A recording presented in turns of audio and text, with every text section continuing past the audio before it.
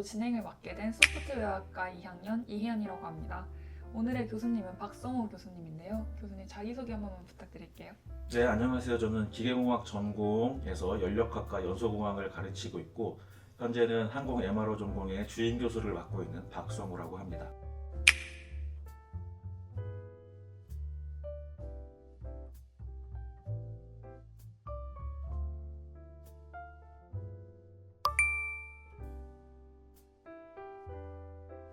교수님은 어쩌다가 MRO 전공 주임을 맡게 되셨나요? 네.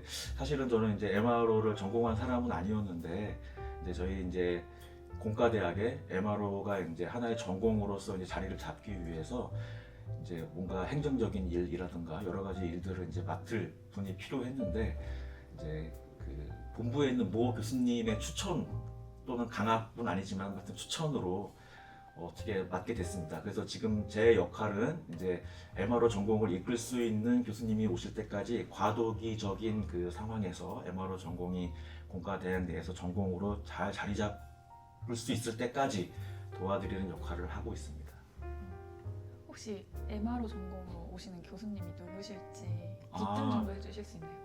그게 참 어려운 문제인데 사실은 이거는 사실은 MRO를 이끌어 주시는 이제 교수님을 모시는 일이 너무나 어려워서 지금 이제 여러 차례 시도를 하고 있는데 좋은 결과를 얻지 못했어요. 그래서 앞으로도 계속 노력을 해서 MRO 전공을 맡아주시고 이끌어 주실 교수님을 한번 모셔보도록 노력해 보겠습니다. 그 학생들한테 미리 질문을 받았었는데 네. 교수님이 대학생 시절로 돌아간다면 전공 공부를 어떻게 하실 건지 궁금한 학생이 있더라고요. 참 이거는 대답이 좀 쉽진 않은데요. 왜냐하면 제가 그 학부 시절에 공부를 그렇게 열심히 하는 학생이 아니었어서 그래서 여러분들한테 이렇게 공부를 하면 좋겠다라고 대답을 한다면 사실은 그거는 이치에 맞지 않는 일이긴 합니다. 하지만 전공 공부라는 거는 어떻게 보면은 굉장히 어렵고 그 다음에 내가 또 도전해야 하고 약간 뭐 그런 거라고 생각이 돼요. 그래서 제 생각에는 전공 공부를 어차피 제가 전공 공부를 해야 된다고 한다면 전공 공부를 내가 한번 잘 해보겠다 라는 마음가짐이 가장 중요할 것 같고요. 그리고 전략적으로 접근을 해야 된다고 생각을 합니다. 저는 전략이 없었어서 그래서 재수강도 하고 삼수강도 했었는데 우리 학생들은 만약에 어떤 교수님을 이제 쫓아가면서 수강을 한다든지 아니면 그 교수님의 성향을 미리 파악을 하거나 아니면 과목에 도움이 되는 것들을 미리 준비를 하거나 이런 전략적인 접근이 아무래도 전공 공부에 도움이 되지 않을까라고 현실적인 생각을 한번 해봤습니다. 그럼 전공 공부 외에 네. 조금 학생들한테 추천해 줄 만한 활동이 있을까요?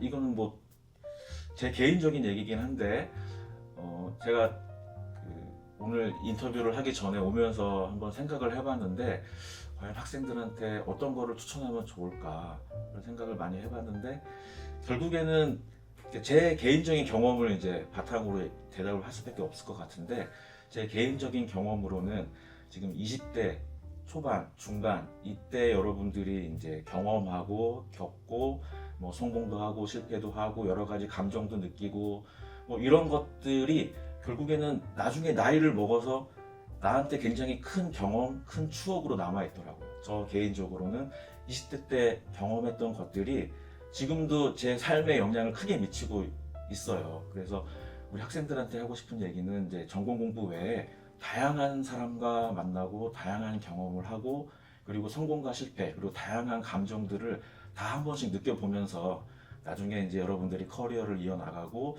이제 정말 이제 사회의 큰 구성원이 됐을 때 그런 것들을 이제 바탕으로 여러분들이 원하는 그러한 것들을 이뤄낼 수 있는 그런 시기를 가졌으면 좋겠다는 생각을 하고 있습니다.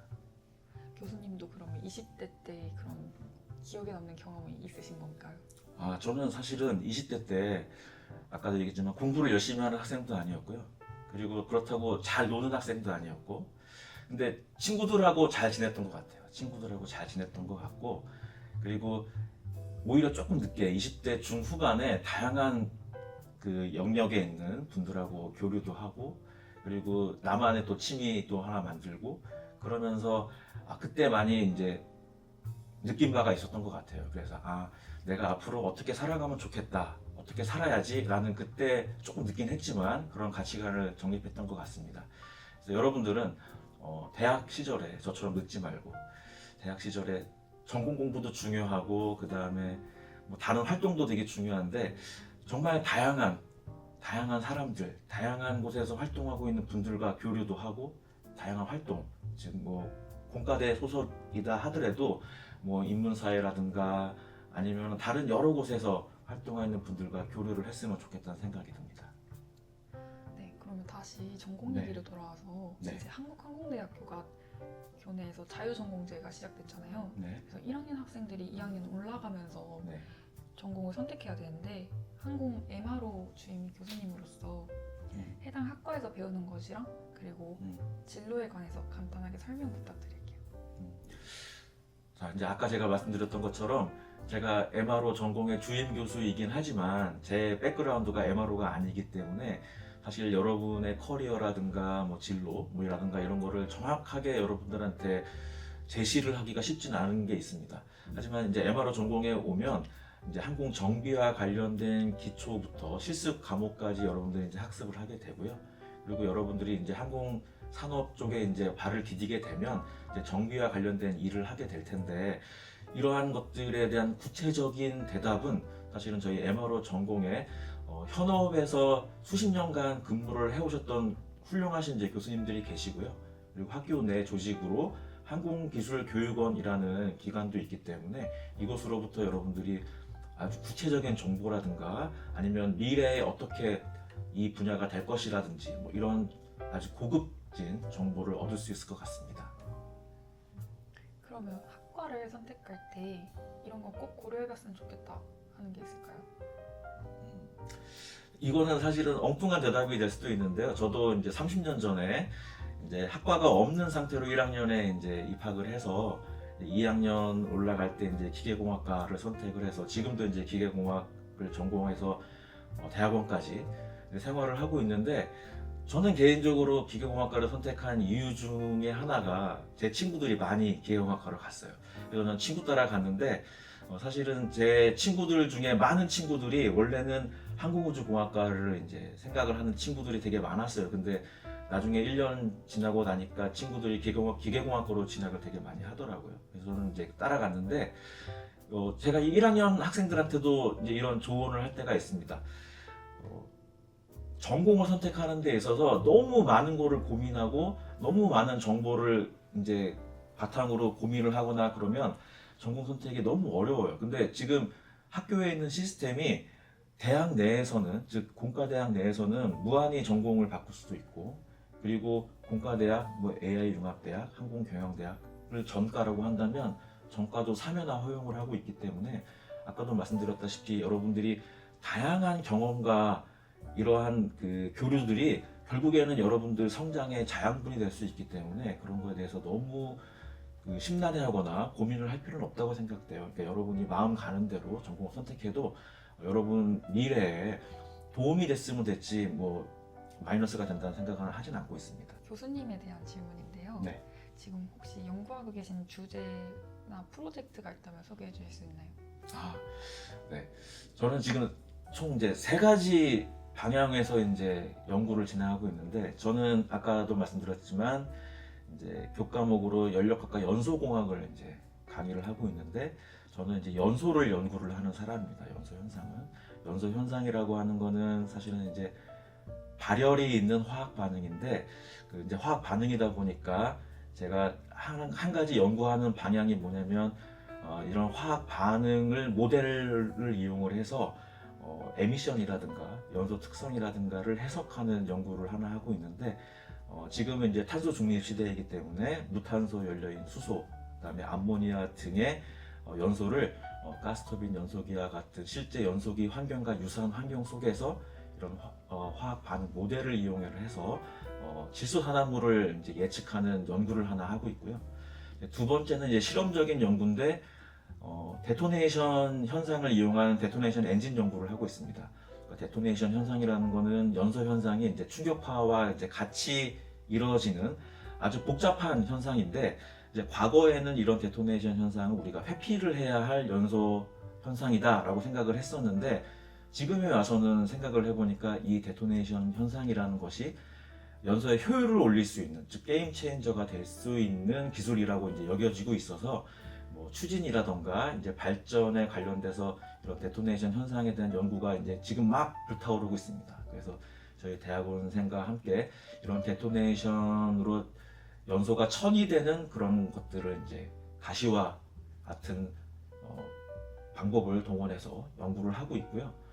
그래서 결국에는 데토네이션이 적용된 엔진을 만드는 게 이 연구의 이제 최종 목적이고, 세 번째로는 제가 연료에 관심이 많아요. 그래서 과거에는 뭐 가솔린 연료를 대체할 수 있는 뭐 알코올 연료도 공부를 했었고 한데, 지금은 제가 이제 항공대에 있다 보니까 추진을 위한 제트 연료에 이제 관심이 생겨서 제트 연료를 연구하기 위해서 제트 연료의 연료 특성을 모사할 수 있는 모사 연료를 이제 개발을 했고요. 우리 학생들이 열심히 이제 파이썬 코드를 짜서 대체할 수 있는 모사 연료를 만들 수 있는 플랫폼을 개발을 했고, 이 대체할 수 있는 모사 연료를 이용을 해서 뭐 재생냉각 특성이라든가 연소 특성을 해석할 수 있는 모사 연료를 구성하는 연구를 이렇게 총 3가지를 이렇게 좀 진행하고 있습니다.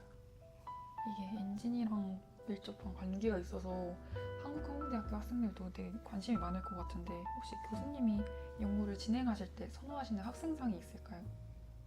저는 사실은 아까 학과 공부를 열심히 하는 학생은 아니었다고 이제 아까 말씀드렸는데, 그런데 어떻게 이제 대학원을 진학을 하고 이제 최종 학위까지 하면서 제가 느낀 바는 제 엉덩이가 무거웠던 것 같아요. 그러니까 어떤 문제를 해결함에 있어서 그 문제를 해결하기 위해서 끊임없는 시간을 투자했던 것 같고요. 결과가 늦게 나온다 하더라도 시간을 투자하고 포기하지 않고, 그래서 제가 좋아하는 학생들은 포기하지 않는 학생, 끝까지 도전할 수 있는 학생, 그런 학생들을 선호하고 있는 것 같고, 다행히도 저희 이제 연구실에는 이제 그런 학생들이 이제 모여 있는 것 같습니다.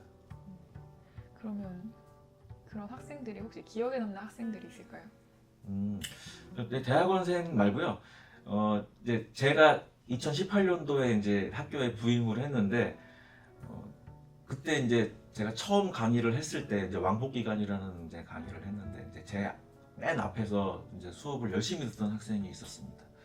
근데 이제 저한테 상담도 여러 번 하고 해서, 물론 저 대전에 있는 대학원으로 진학을 해서, 그래서 인연이 끊어지는 줄 알았지만 그 친구도 이제 연소를 전공을 해서 지금은 이제 어엿한 이제 박사님이 돼서 이제 해외에 이제 포닥으로 나가 있거든요.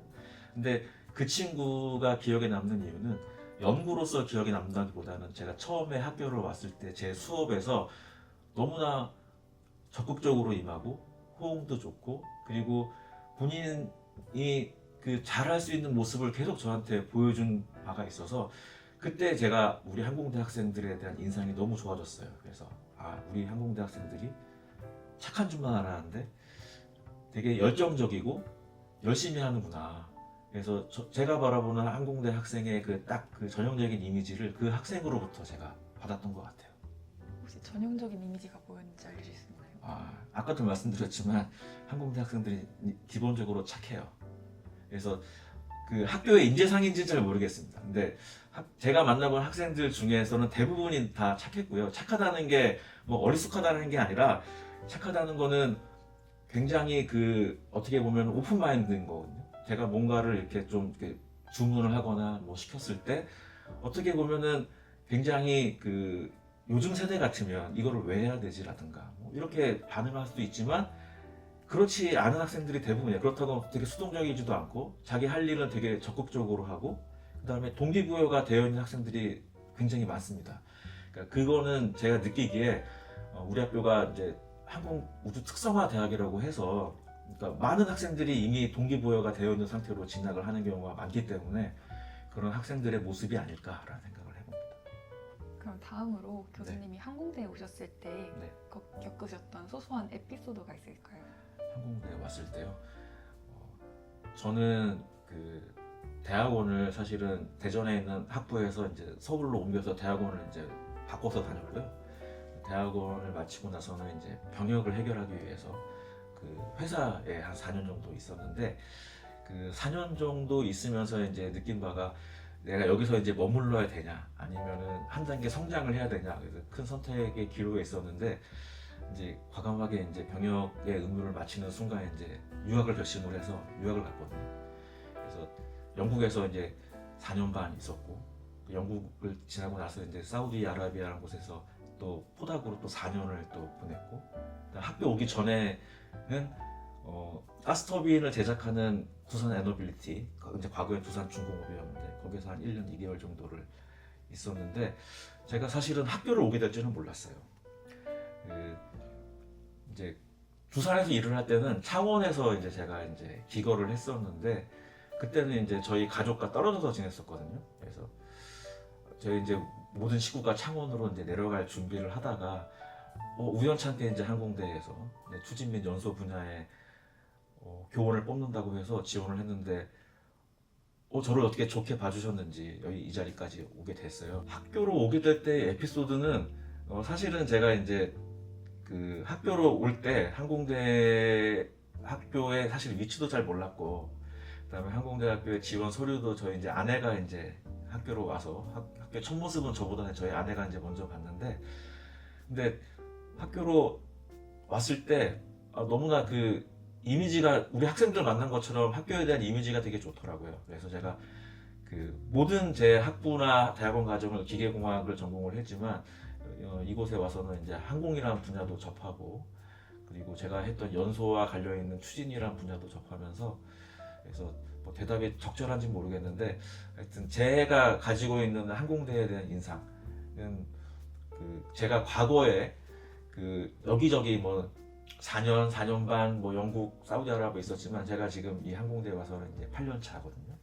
그래서 어떻게 보면은 제 인생의 그 마무리를, 커리어를 항공대에서 아마 마무리하게 될 것 같은데, 그래서 아마 그런 뭐 에피소드는 아니지만 항공대에 대한 그 제가 가지고 있는 항공대는 약간 그런 이미지를 갖고 있는 것 같습니다.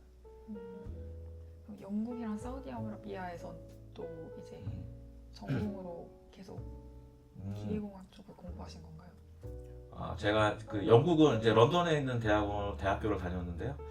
근데 이제 기계공학과이긴 했지만 제 이제 그 박사 지도 교수님은 이제 화학공학과에서 학위를 하시고 기계공학과로 이제 넘어와서 이제 교수님이 되신 분이라서, 그래서 아까 제가 말씀드렸던 화학 반응 모델을 가지고 연소를 연구하게 된 계기가 됐고요.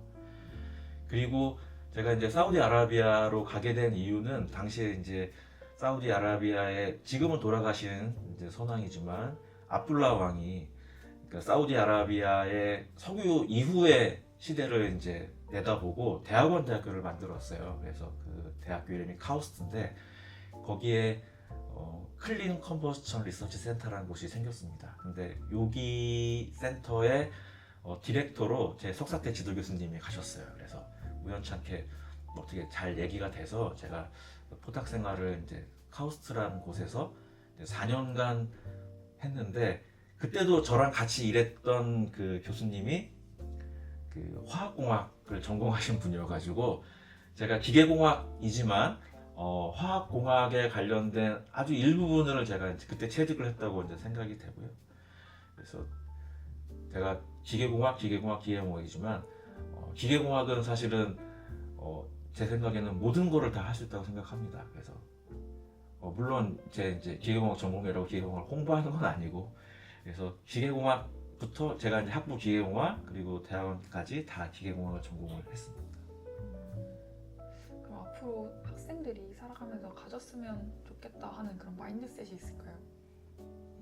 이거는 각자 다른 환경, 또 자라온 환경도 다르고 그 다음에 가치관도 다르고 하기 때문에 뭔가 정형화된 마인드셋은 사실은 저는 크게 의미가 없다고 생각을 하는데, 그냥 우리 학생들한테 좀 당부하고 싶은 거는 이게 우리 학교가 다양한 전공이 있긴 하지만 종합대학에 비해서는 이제 부족한 전공도 많고 하다 보니까 어떻게 보면은 경주마처럼 정말 앞만 보고 달려가는 경향이 없지 않아 있습니다.